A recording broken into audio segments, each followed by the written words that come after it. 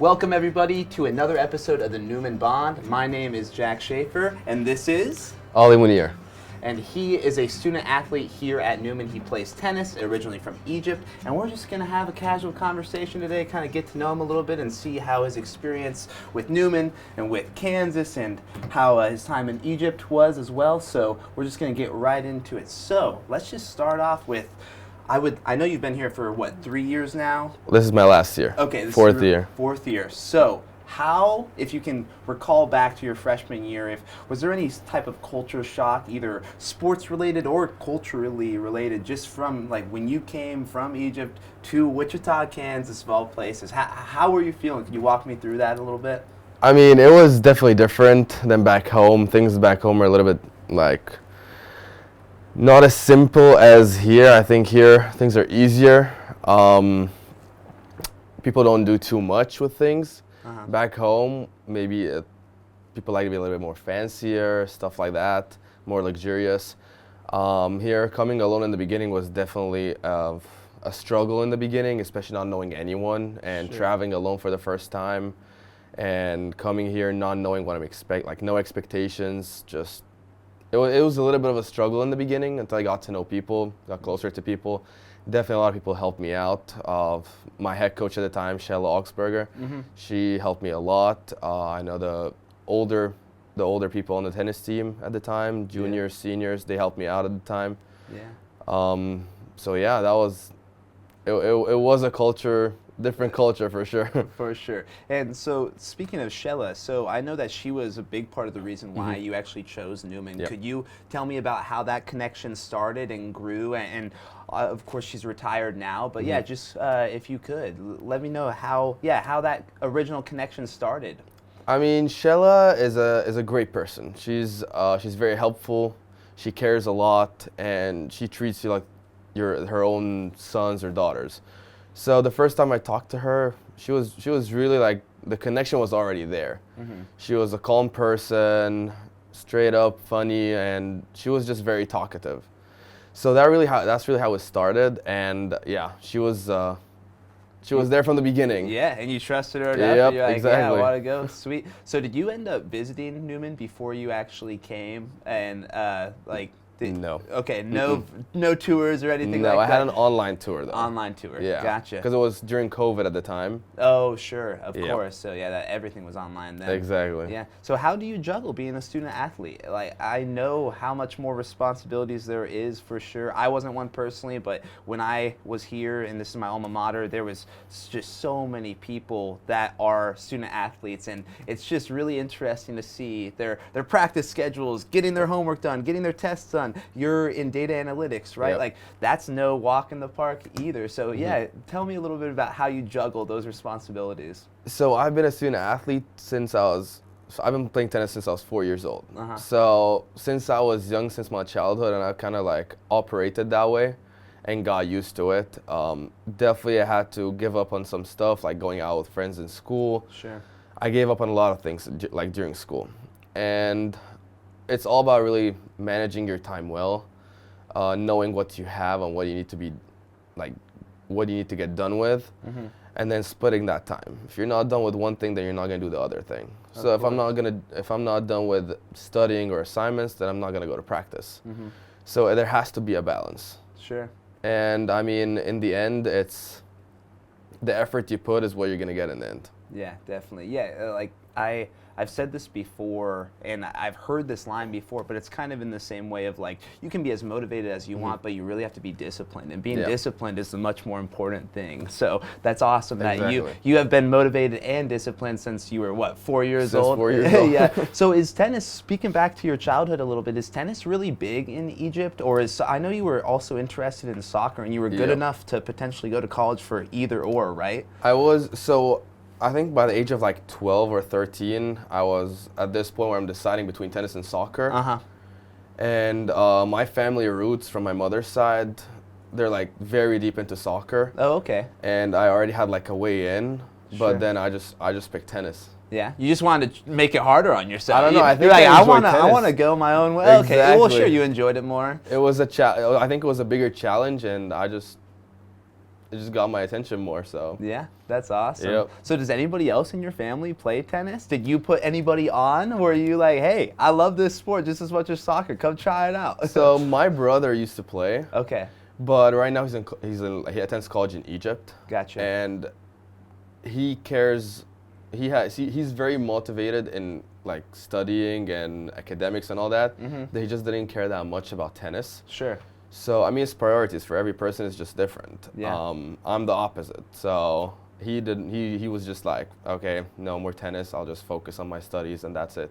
That makes sense. I got you. Everybody's a little bit different too. How are the studies like, especially taking from your brother's experience, like schools in Egypt, universities in Egypt compared to the U.S.? Because I remember reading an article about you where you were interviewed by somebody from the Vantage originally, and you were saying how school is a bit easier over here than it is over there. So could you talk to me a little bit about that? Just because I'm naive to it. I didn't know.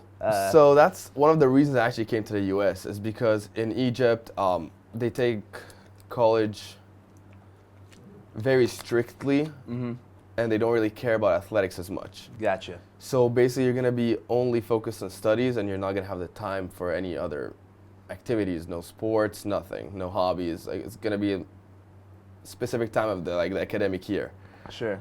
Here, sports is a big part of college. Like college athletes are a big thing. Yeah. That's why that was one of the reasons I actually came here. If I had stayed in Egypt, then I would probably just stop playing tennis and stay with the academics. And I was like, no, that's not happening. Yeah, living a totally different life than you are now. Yep, exactly. Well, good. I'm glad that you stayed with what you were passionate about and made a big jump. And obviously, it's worked out for you. You're very successful on the tennis team. And speaking of your tennis experience and just time here, since you are a senior, do you have a favorite memory? Could you tell me about it if you do? Or a couple favorite tennis-related memories from the team, or just a specific match? I know that match, I'm blanking on the school, but where you came back after getting like 6-0'd the first round or the first match, and you came back. So whether it's that or anything else, do you have any So I mean, that was one of actually my biggest results, and that was during junior year, which was last year. It was against, he was number 10. He was ranked the 10th. I'm not sure if it was in the nation or in the conference. Not sure, not 100%. Gotcha. But he was a very good player, and no one really expected that I'm gonna win that game. Sure. And I did not even see it coming. I just lost the first set 6-0, and I was like, I don't know what just happened. Just went to the restroom during the sets, took a breath, came back out, and then things just flipped. And then we actually had a very good chance of winning that, against that school. But then there were other issues during the game, so it is what it is.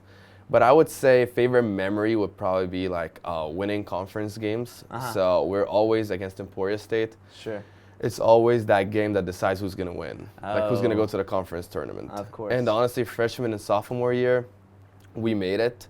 Freshman year was pretty special. Because I was it's still my first semester, first conference tournament, all that stuff. Junior year, we got switched to a different conference for 1 year, so it was different side, but we did not make it to conference. Gotcha. But I mean, there's a lot of memories. There's a lot of memories. Yeah, sure. I bet. And then your experience with school and data analytics, have you had any classes or professors that have stood out to you that you've particularly taken a liking to? So actually, a lot of professors stand out, and a lot of staff members too. I would say Angie McCoy, for sure. Teresa Wilkerson, Larry Straub, Patrick Nance, Professor Cochran. He's my advisor too. Gotcha. So all of them were there, supporting, helping me out with classes, helping me out with the courses that I'm taking, the schedule. So they were all very supportive. And then on the staff side, we have Lori from the dining hall. Yeah. She's always there to support. Chris Heck, he was here last year. He was always there too.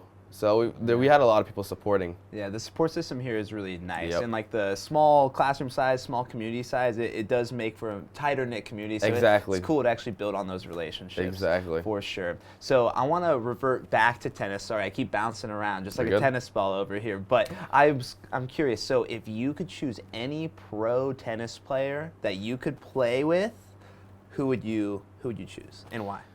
It would definitely be Rafa Nadal. I mean, he's retired right now, but back in the day, I would definitely pick him over anyone. Yeah.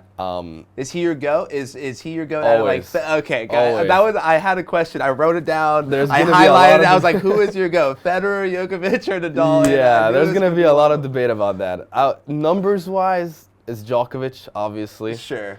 But in the end, Nadal and Federer are like they're their own thing. They were the first two like they were rivals. It was a crazy rivalry, but they had very good games. And it spanned what, like 15? It spanned Nadal went pro. Lifetime. Nadal went pro the same year I was born, so that's like 21 years, 22 years ago now. Insane. Yeah, but I mean, Nadal is like the main reason I like him is his fighting spirit. He never quits. No matter what happens, he's always zoned in. Sure. His mentality, his attitude. He's, I think, the only pro that maybe did not even break a single racket in his career. So that's a huge thing. That just shows how. Yeah, I mean, it really does show his spirit. Is. Yeah, exactly. His passion, his spirit behind it. It takes a fighter to be as good as you are, or as he is for that long, right? Just like with any of those pros, but especially people like them, you know, like those top three are just insane. So I know you just went back to Egypt for Christmas break, so you had some time there, but if you could choose like a food or something that you could have right in front of you right now, an Egyptian dish of some sort, from back home, what would you choose? What do you miss about home? So honestly, I miss all my mom's cooking. Yeah, that's for sure, and that's a good thing. She always has it on the schedule when I'm coming back home, so she would have like meals already ready. Sure, for the all your day favorites. I arrive, as soon as I arrive. But if it's like an Egyptian dish, I would say it's called koshari. Okay, and what is it? It's rice, pasta, lentils, and then you put like all kinds of sauces on it. Like Gotcha. Tomato sauce, and then hot sauce, and then other sauce. I don't even remember the names, or not even sure the name in English. You just know it tastes good. It's just amazing. I've had a friend actually, he used to be on the basketball team here. He graduated. He came with me to Egypt once, and he tried it, and he loved it. Oh, nice. It was a great meal. That's awesome. So yeah, I would definitely want to eat that right now. Yeah, for sure. You're making me hungry, definitely. And I'm going to bounce now back again to tennis. So do you have any rituals or like superstitions before a match that you do or that you think about? Do you do anything special before a match? From my experience in the past 2 years, from sophomore year to junior year, there's a big difference. Sophomore year was very bad for me. Sure. And then I realized the difference was I was putting too much pressure on myself. So I thought about, okay, I'm just going to just go in, play, hit every shot the same way. Don't even think about like the risk involved or anything. Just go for it. Works, it doesn't work. Yeah. Next one. And I think that's what really worked for me, kind of being more chill about it. It's not a big deal. Just move on. And just playing with more confidence, I guess. Yeah. And just like that, I mean, it's kind of...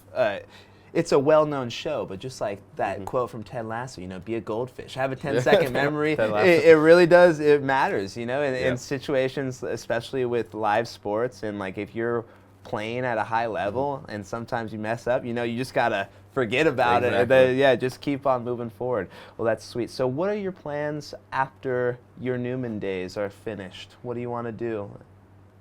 That is $1 million question right now. Yeah. That is $1 million question. That's the one you're thinking about too? I mean, until now, I'm not even sure. Sure. I'm still in that zone where I'm like, it's that time when you still don't know what you're going to do. Yeah.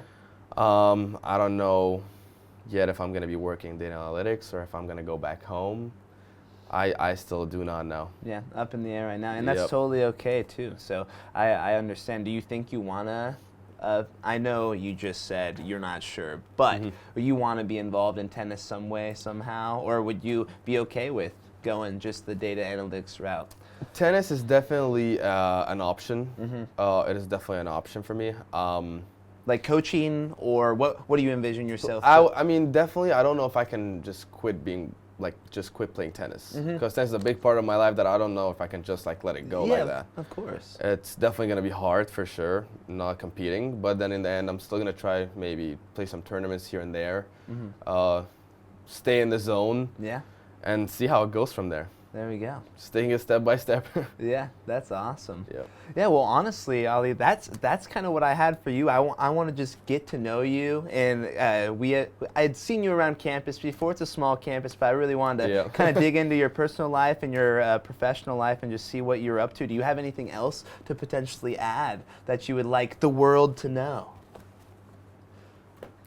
No, if you have any more questions for me, go ahead. Yeah, like honestly, I've let me check my sheet here. Let me check because I want to make sure I got it all. I did. I really wanted to make sure who your GOAT was. That out of all the questions, you know, I wanted to make sure you said somebody that I knew that I that Let me ask you this: who's the GOAT for you? I think I like Federer a lot. Okay. But that's just me personally. Growing up with both of them, basically, I just preferred Federer over Nadal, but also they're both such, like, I don't even know if I can, BA individuals, you know, they're such fighters. They're very awesome. Yeah. They are so good, and like it's hard not to respect like the top of any of 100%. And no matter the sport, even if you don't know a lick 100%. about tennis or football or whatever it is, like those top athletes, like it's hard not to. And you respect probably them. definitely heard about them. Like if people would never play tennis, they definitely heard about Federer or Nadal. Yeah, it's a good way. Do you have any favorite female tennis players at all? Female tennis players, I would right now definitely say Sabalenka. Okay. No, I don't know who that is. So where is she from? She's from Russia. She's from Russia. Okay. Or no, she's not from Russia. She's from Belarus. Okay. Yeah, Gotcha. that's a country beside Russia, small country beside Russia. Sure. She's very energetic. Like her energy off the court is just honestly kind of makes my day. Honestly, when I see a video of her like dancing on the tennis court or whatever, it's just like it's nice to see pro players being very chill even on the court during practice and all that. Sure. That's the main thing, honestly. And then on the court in the matches, she's just zoned in. I mean. Yeah. Was that the girl? So I saw a video of like a little kid like marry me, like at the. Did you see that video? It just came out like a week and a half ago. Was that her? Yep, okay. That's her. Because she was dancing and like smiling and stuff. That's funny. That is her. I love that video. That's great.